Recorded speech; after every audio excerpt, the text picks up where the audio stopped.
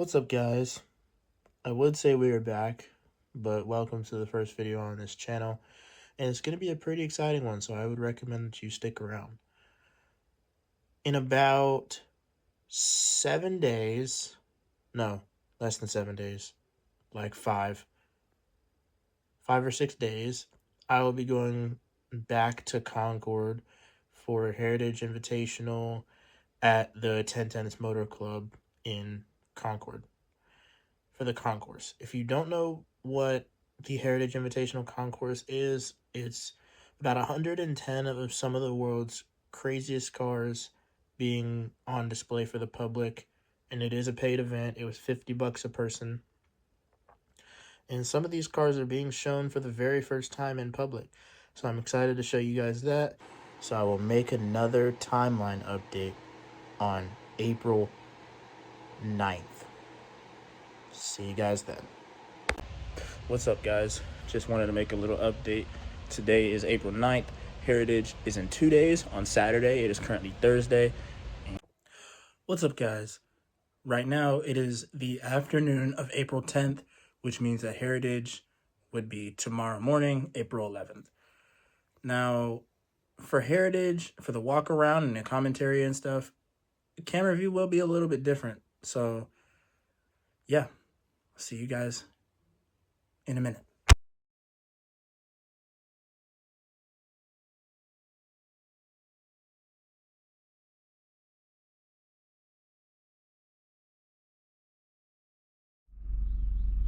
What's up, guys? We are in my 2013 BMW 328iX drive with a catback exhaust, and we're just currently driving to my grandma's for Heritage Invitational. So yeah, enjoy the ride and enjoy the sound of this car because it sounds pretty decent for a 4-cylinder, I would like to say.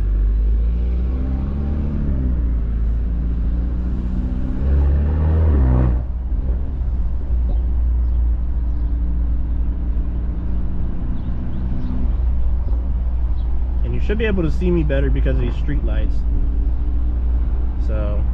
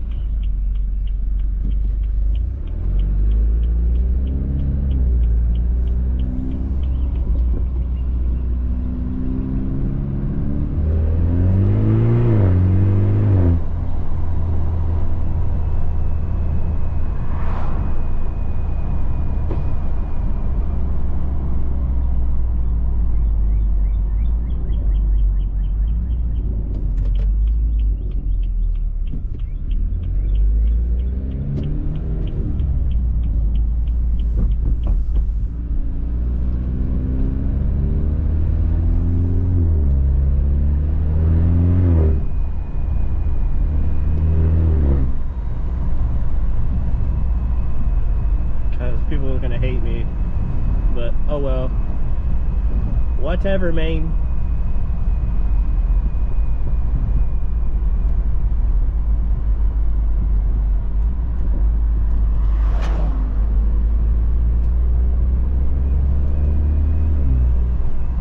No, I do not have to get gas. I already got gas yesterday,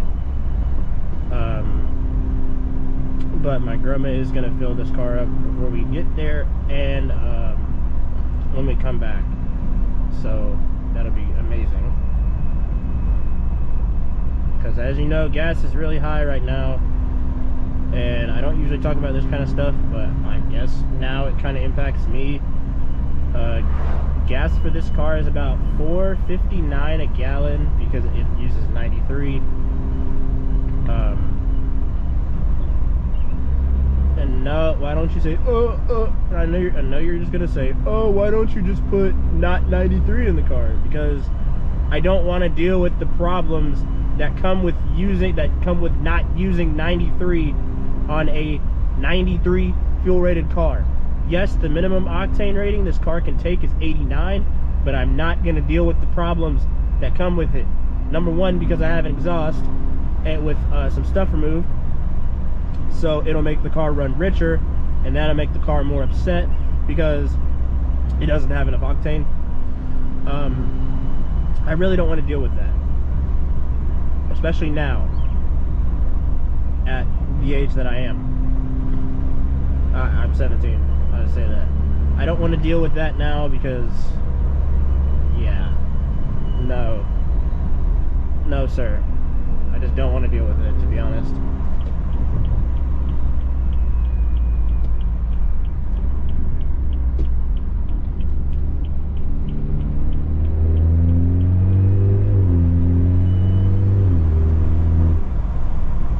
I just don't really want to deal with that, if I'm being fair. I'm going to put my window up because the wind noise on the stock upper microphone.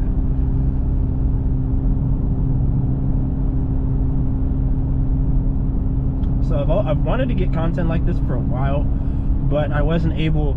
Well, I guess I was able to get a GoPro. I just didn't think about it. But so I just borrowed one from one of my dad's friends that has one, and it has all the stuff to it. So yeah.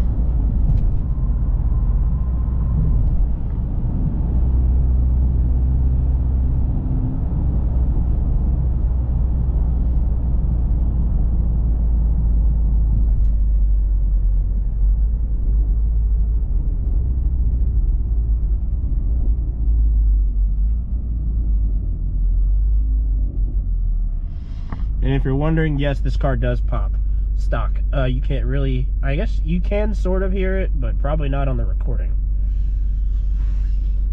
It's probably a little bit difficult to hear on the recording, but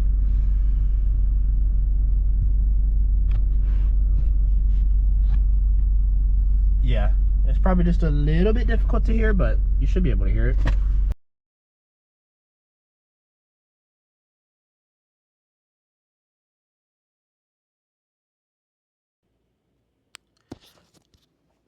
Okay, what's up, guys? It is future EJ here doing a voiceover, and we are at Heritage Invitational now. The time that the video is about 8:55 a.m., a little bit ish, I guess. We left my house at 6, got stuff to eat, did all the other stuff, and I'm just going to do a overview of some of the cars. Now, to my right, we have some Indy cars. I'm going to be completely honest. At least as of right now, I do not care for Indy cars that much. That is why I'm taking very minimal pictures. There is a Hendrick livery C8 Corvette over to my left, McLaren Artura in white. There is a Rolls-Royce Cullinan in white. There is a McLaren Artura in orange, and a Rolls-Royce Spectre in black over to my right. And here's a transport golf cart driving by. And to my left, that is a Hendrick camper. And now I'm walking over to the IROC racing cars. Now, these IROC racing cars are usually, well, there's about 5 or 6 Firebirds. There's a couple of third gen Camaros. I believe the green one that is a little bit off to my left is a Dodge Stealth, and the red one that I am taking pictures of is a later model of the third gen Camaro, obviously with some modifications like the headlights. Usually on these headlights you would be able to see the headlights, but here they're blacked out.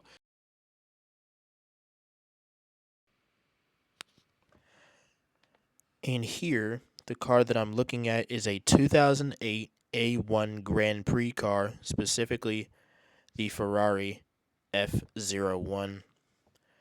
I'm not too sure of the history behind it, to be completely honest, but I'm sure there's a great amount.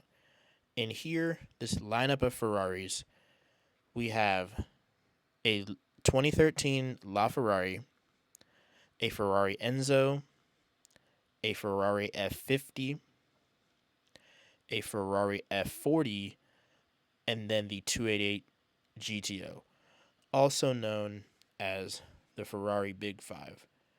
Now, I was super excited to get pictures of these cars and just plain be able to see these cars. Some of them for the first time in my life, like the F50, I was super stoked to see it. But here I'm just taking a couple shots of the Enzo while people are around in the F50, just waiting for people to kind of go away so that I can come back later and get some shots that are a little bit better. Now, all five of these cars are owned by Rick Hendrick. If you know anything about car dealerships or car dealers, I'm 90% sure you've heard the name Hendrick in there. Whether it be Hendrick Porsche, Hendrick BMW, Hendrick Honda, he has a bunch of dealerships pretty much all around the world at this point. And yeah, here I am taking some pictures of the 288 GTO.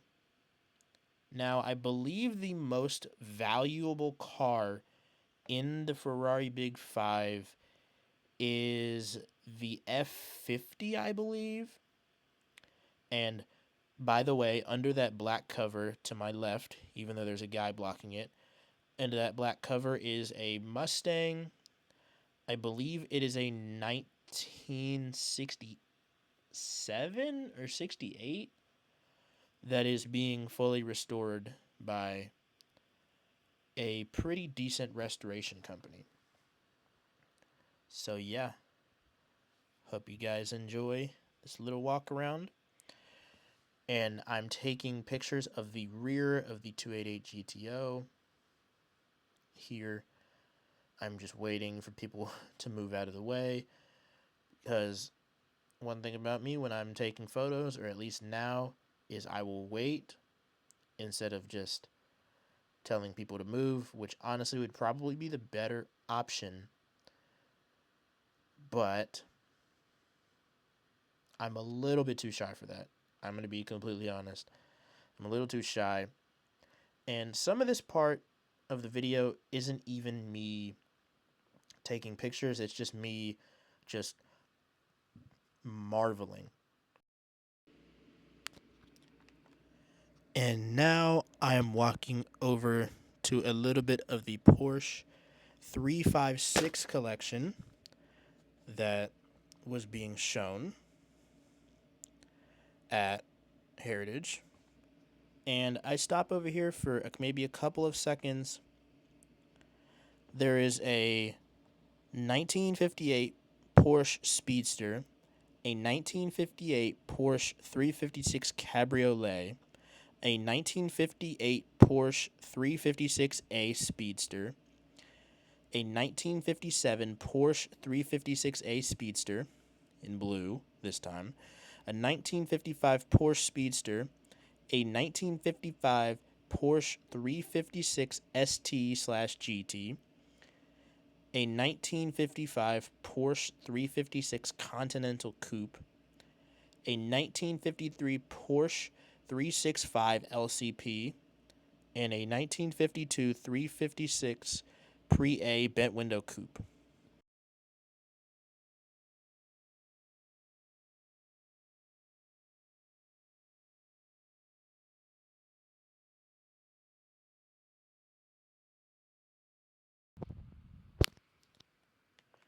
And here I am showcasing a little bit of the brutes in suits class with this very nice Sonderworks Porsche in front of me, and the 1969 ISO Griffin, and this Lamborghini Miura that I'm currently taking pictures of. Now, I do know a little bit about this Miura. This Miura was at Heritage Invitational last year as well.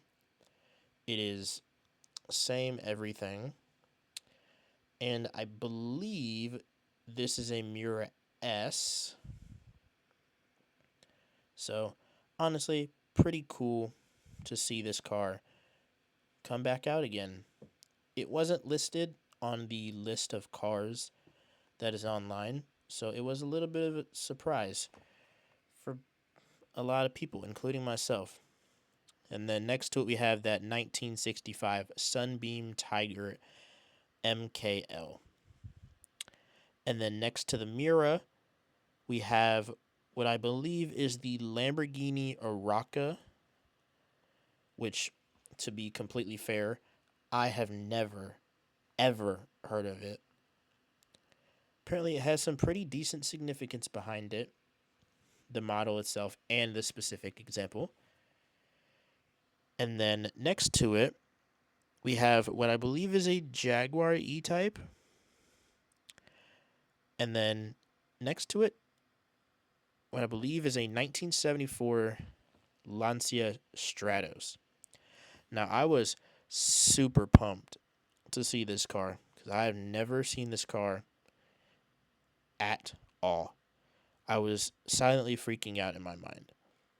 And then next to it, we have what I believe is the 1953 Allard K3. I'm honestly paying zero attention to it in this video. I kind of glance at it for a minute, take this one shot of the interior, and then never look at it again. Um, Mainly because I guess it had no significance to me. So I was just like, why? And yeah, here I am walking over to this next part of the same class, which has the 1972 De Tomaso Pantera in it, which to me is pretty sick, even though I see them a decent amount. And also a 1966 Shelby Cobra that I just walk right by, and the 1969 ISO Griffin, which I also just walk right by into the American Icons class, which I was pretty excited for. So here we have this 2020 Ford GT Heritage Edition with the Gulf livery. We have this 2025 Mustang GTD. And then next to it, we have the 1965 Ford GT40 Mark I. And then next to that, we have a 1950 Buick Special, which I recognize that name, so I kind of off camera stared at it for a minute. And then next to that, I believe we have the 1966 winner of Le Mans, the 1966 Ford GT40 Mark II-A, which for me was pretty amazing considering I had never seen this car before. Oh, I'm sorry.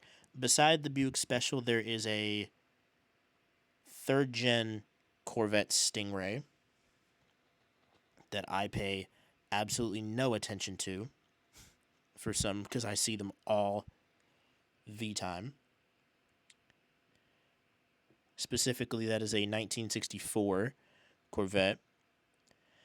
And then this Ford GT40, which I was absolutely stoked to see. You can't really see it on camera here, but I am freaking out in my head. And then next to it, that is, I believe it's a 1970 Mustang Mach 1, which is pretty cool.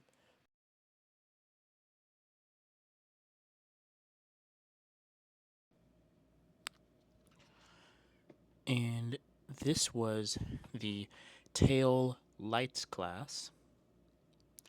And I'm currently photographing a Lamborghini Diablo SV that was in the 1998 Victoria's Secret catalog, and right beside it is a Ferrari 308 GTS. I'm going back over to the Lambo. I was pretty excited about this Lambo, not just because it was in the Victoria's Secret catalog, but just because I had heard so much about it and I just wanted to see it for once. Here, I believe it's a Ferrari Mondial. I can't exactly remember. There we have a 2026.